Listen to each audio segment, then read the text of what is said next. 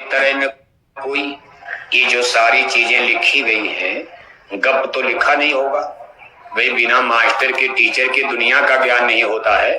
ये science of soul जिसको शाश्वत सनातन कहते, सनातन माने साइंस ऑफ सोल, जिसको आप अध्यात्मवाद कहते हो, इसको सतयुग में सनातन कहा जाता था।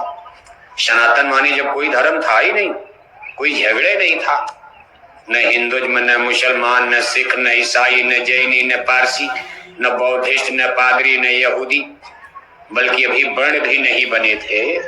शुरुआत तो वहां से हो रही है। अब आज की तारीख में अब हिंदू धर्म में देखो 6,500 जातियां बताई जा रही। अभी जंगल पहाड़ों में और खोजा जा रहा है, हो सकता 100-200 जातियां और मिल जाए। लेकिन जिस समय सनातन था उसमें धरती पर इतना पचड़ा रगड़ा झगड़ा नेशंस भी नहीं। इस तरह के नेशंस अभी France, Italy, Germany, France, Bharat, Pakistan, Malaysia, Singapore, ये वो रगड़ा झगड़ा, हिंदू मुसलमान, न राम का जन्म न कृष्ण का जन्म न ईसा का जन्म न मूसा का जन्म न इनका जन्म न नानक जी महाराज का जन्म, न कहीं गिरजाघर न कहीं गुरुद्वारा, न कहीं राम मंदिर न कहीं कृष्ण मंदिर। ये सब जो झगड़े की जड़ बने हुए, ये सब तो सतयुग में कुछ था भी। तो रामावतार तो त्रेता में हुआ, द्वापर में कृष्णा अवतार होता, तब उनके भी मंदिर बनने लगे। फिर महात्मा बुद्ध ने जन्म लिया, बौद्ध बिहार बनने लगे। जैन साहब, महावीर साहब ने जन्म लिया जैन धर्म। आगे चल करके ईसा मसीह साहब यरूशलेम में जन्म लेते ईसाई, उनके चर्च बनने लगे। फिर आगे चल करके और मोहम्मद साहब जन्म लेते तो बहुत बाद में 1,500 साल पहले मक्का मदीना गांव में अरब के रेगिस्तान में जब इस पैगंबर नबी का जन्म हुआ तो देखो मस्जिद भी बनने लगी, एक अलग धर्म आ गया।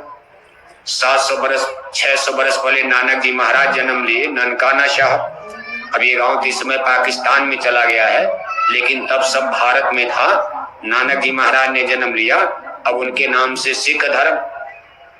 अब बताओ, वो लोग इसीलिए धर्म बनाए, संदेश दिए कि आप खालसा धर्म बना के झगड़ा करना। अब वो कहते हमारा खालिस्तान अलग कर दो, कोई कहता हमारा ये देश अलग कर दो। झगड़े कितने हैं। अब हम लोग इस समय कहाँ पहुंच चुके हैं विकास के नाम पर। कोई माई का लाल ये झगड़ा खत्म कर पाएगा? एग्रीमेंट करते करते गांधी बेचारे गोली खा गए। यहाँ तक कह दिए भाई चलो ईश्वर अल्लाह तेरे नाम, किसी पॉइंट पर एग्रीमेंट समझौता हो जाए। जब तक अंग्रेजों से लड़ना था, दुश्मन का दुश्मन दोस्त का, पहले अंग्रेजों को भगाओ, बाद में देखा जाएगा। तब हिंदू मुसलमान गांधी जी के साथ, गांधी जी बेचारे सोचे अब समझौता हो, लेकिन ये देखो गठबंधन टूटा। अभी देश आजाद नहीं हुआ, अंग्रेज अपना बेड बिस्तर लेकर अभी लंदन भी नहीं पहुंच पाए, जहाज में ही थे। तब तक भारत में हिंदू मुसलमान का राइट दंगा खड़ा हो गया। इधर पूरब में दंगा बंगाल में, और पश्चिम में दंगा जो हिस्सा पाकिस्तान का है, जहां इनकी आबादी बहुत ज्यादा थी। कितने से उधर सिख बहुत थे, सिख मारे गए, हिंदू मारे गए, मुसलमान जहां भारत में मुसलमान, इधर बंगाल में मुसलमान मारे गए, हिंदू मारे गए। उसमें गांधी बेचारे वही जिस दिन देश आजाद हुआ उस दिन गांधी जी देखो बंगाल में भटक रहे थे, हिंदू मुसलमान मारे जा रहे हैं। यानी उनको इतना दर्द हुआ कि ये क्या खेल हो गया।